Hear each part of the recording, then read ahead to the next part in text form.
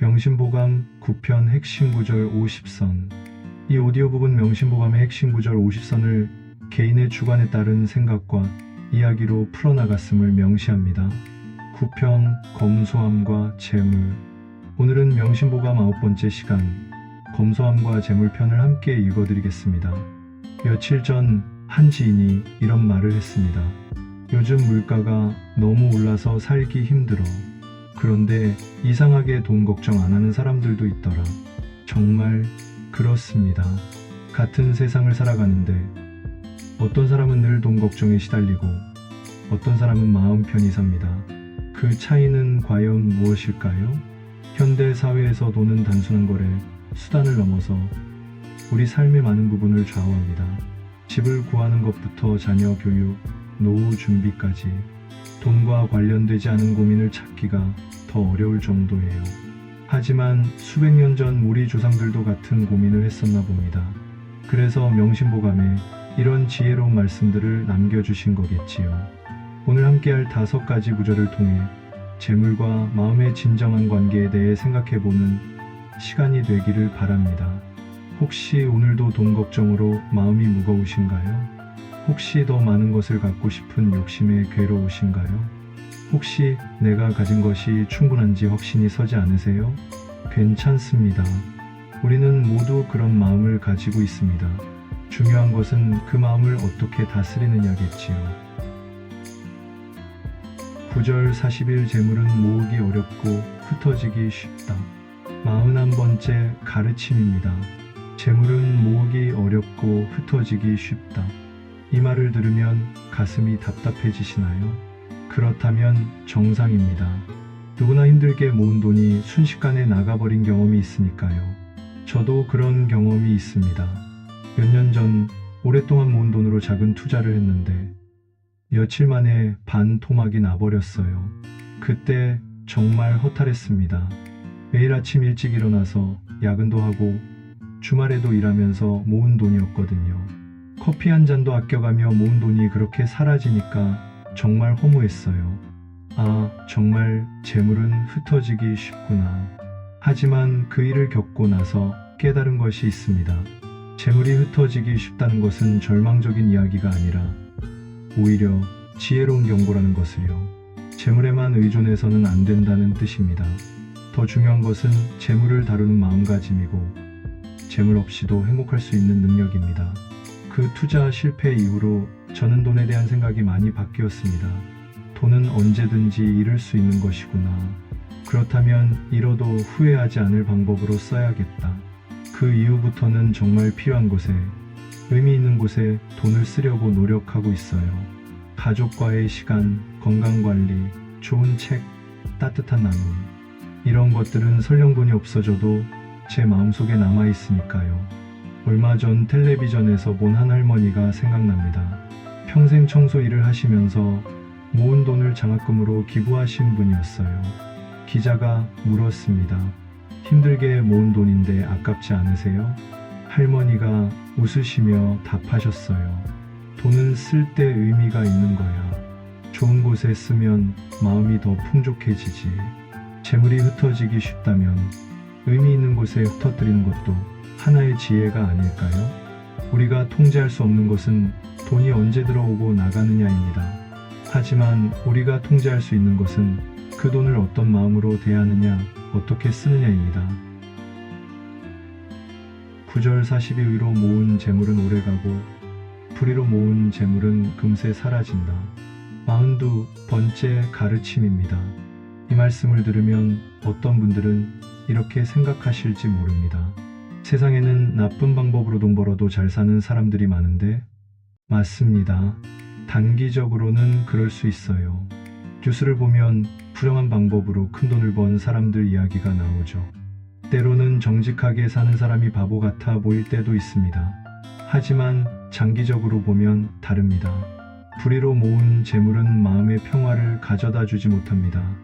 늘 들킬까봐 불안하고 늘 더 많이 가져야 한다는 강박에 시달립니다. 그런 돈으로 사는 집은 편안하지 않고 그런 돈으로 먹는 밥은 맛있지 않아요. 제가 아는 한 분이 예전에 사업을 하시면서 잠깐 유혹을 받으신 적이 있다고 하더라고요. 세금을 조금 적게 내면 큰 돈을 아낄 수 있는 상황이었대요. 많은 사람들이 이 정도는 다들 해라고 부추겼지만 그분은 결국 정직한 길을 택하셨습니다. 그때는 후회하셨대요. 나만 바보같이 산다고 생각하셨다고 해요. 하지만 몇 년 후 그 어깨에 큰 단속이 들어왔을 때 그분만 아무 문제 없이 지나갈 수 있었습니다. 오히려 그 정직함 때문에 더 많은 신뢰를 얻게 되었고 사업도 더 잘 되었다고 하시더라고요. 그때 욕심 부렸으면 지금쯤 다 망했을 거예요. 반면 정직하게 번 돈은 비록 적어도 마음이 편합니다. 당당하게 쓸 수 있고 잠도 편히 잘 수 있어요.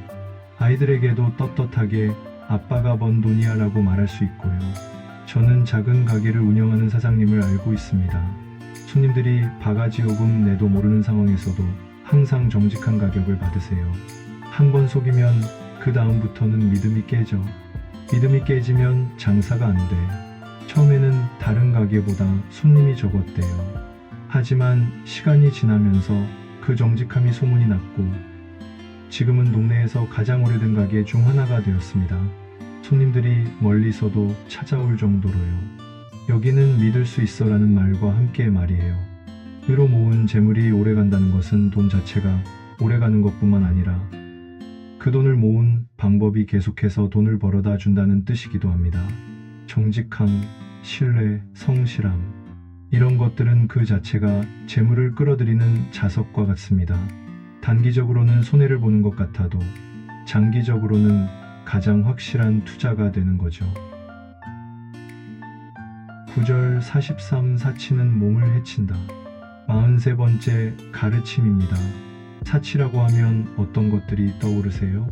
비싼 옷, 비싼 차, 비싼 음식. 하지만 진짜 사치는 그런 물건들이 아닙니다. 진짜 사치는 필요 이상으로 갖고 싶어 하는 마음입니다. 저는 예전에 명품 가방 하나를 무리해서 산 적이 있습니다.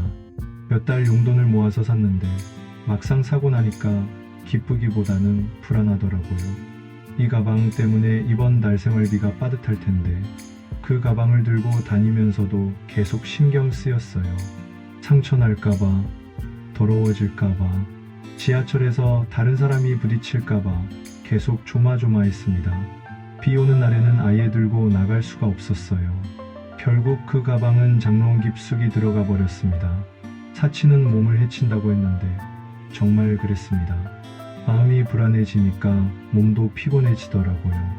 스트레스 때문에 잠도 잘 안 오고 소화도 안 되고 반면에 제가 아는 한 분은 정말 검소하게 사세요.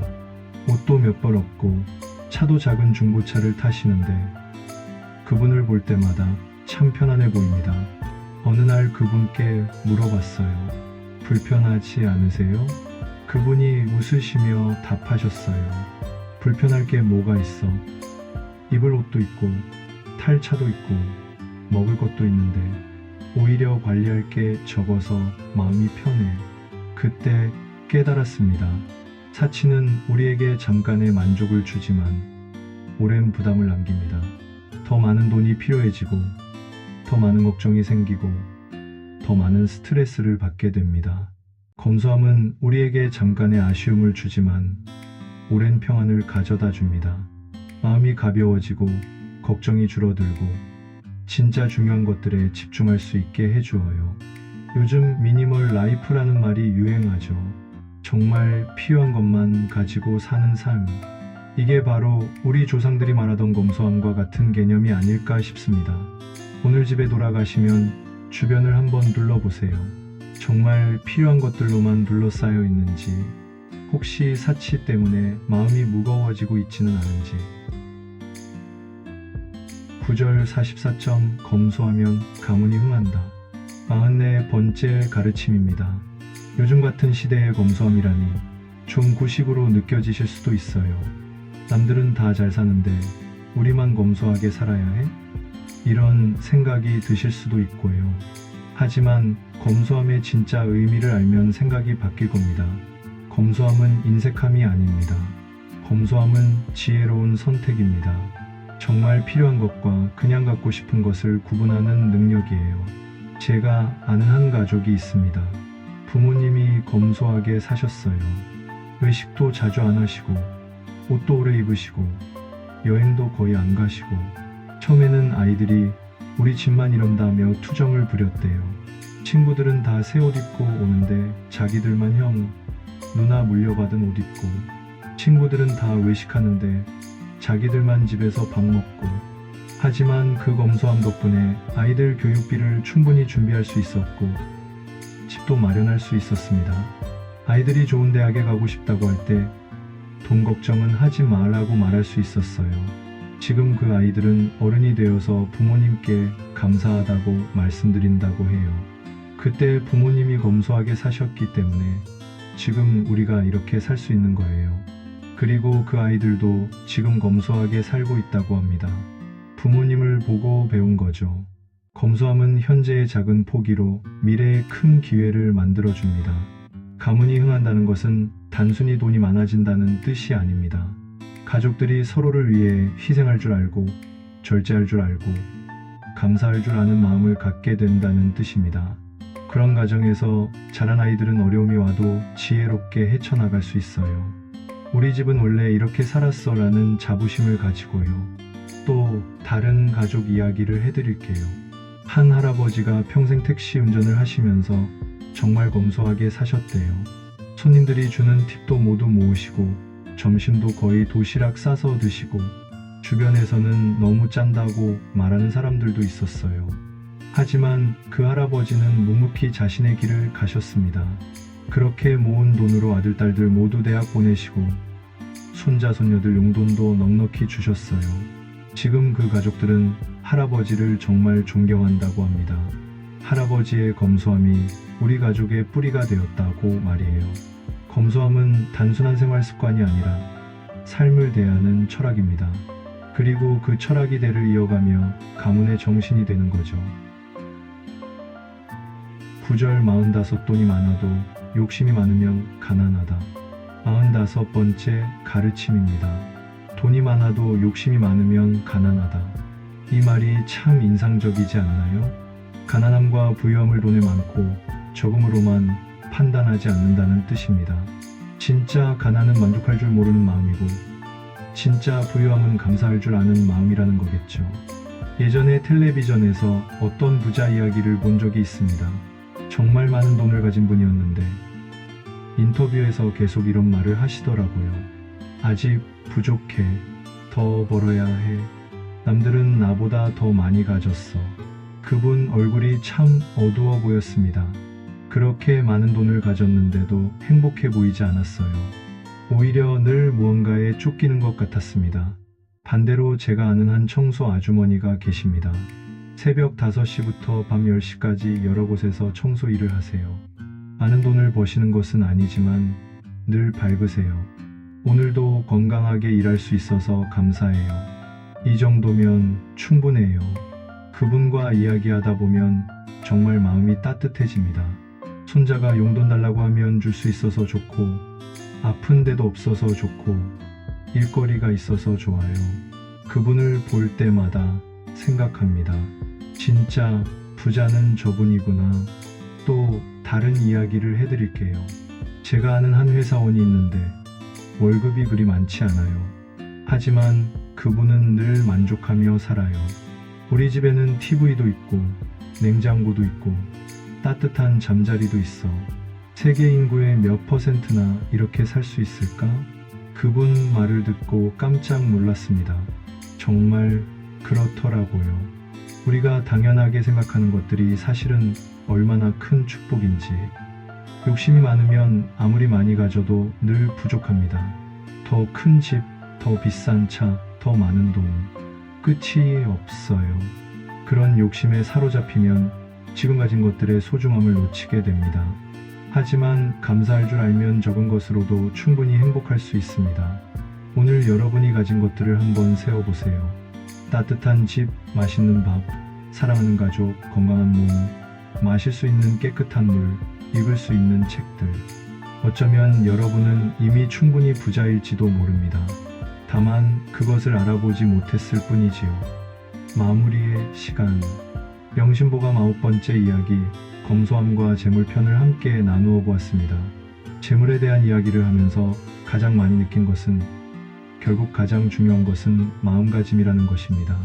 재물을 어떻게 모으느냐, 어떻게 쓰느냐, 어떻게 바라보느냐, 이 모든 것이 우리 마음에서 시작됩니다. 검소함은 가난해서 하는 것이 아닙니다. 지혜로워서 하는 것입니다. 정말 소중한 것이 무엇인지 알기 때문에 할 수 있는 선택이에요. 요즘 같은 시대에 검소함을 실천하기가 쉽지 않습니다. 주변에서는 계속 더 사라, 더 가져라고 부추기니까요. 광고도 그렇고 SNS도 그렇고. 하지만 그런 유혹들 사이에서도 자신만의 기준을 가지고 사는 것이 지혜로운 삶이겠지요. 저도 아직 완벽하지 않습니다. 가끔 필요 없는 것을 사고 싶어질 때가 있어요. 남들이 가진 것이 부러울 때도 있고요. 하지만 그럴 때마다 이렇게 생각해 봅니다. 내가 정말 원하는 것은 뭘까? 이것이 정말 나를 행복하게 해줄까? 그러면 대부분 답이 나옵니다. 아니야, 그냥 순간적인 욕심이었어. 오늘 밤 잠자리에 들기 전에 한번 생각해 보세요. 나에게 정말 필요한 것은 무엇인지, 내가 정말 소중히 여겨야 할 것은 무엇인지, 내가 진짜 부자가 되려면 무엇을 해야 하는지. 아마도 그 답을 찾으시면 돈 걱정보다는 마음의 평안이 더 커질 것입니다.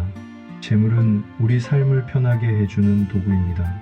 하지만 도구가 주인이 되어서는 안 되겠지요. 여러분이 재물의 주인으로서 지혜롭고 검소하게 살아가시기를 바랍니다. 그리고 그 지혜가 여러분의 가정과 후손들에게도 아름다운 유산이 되기를 바라며 오늘의 이야기를 마치겠습니다. 내일도 좋은 하루 되세요. 고맙습니다.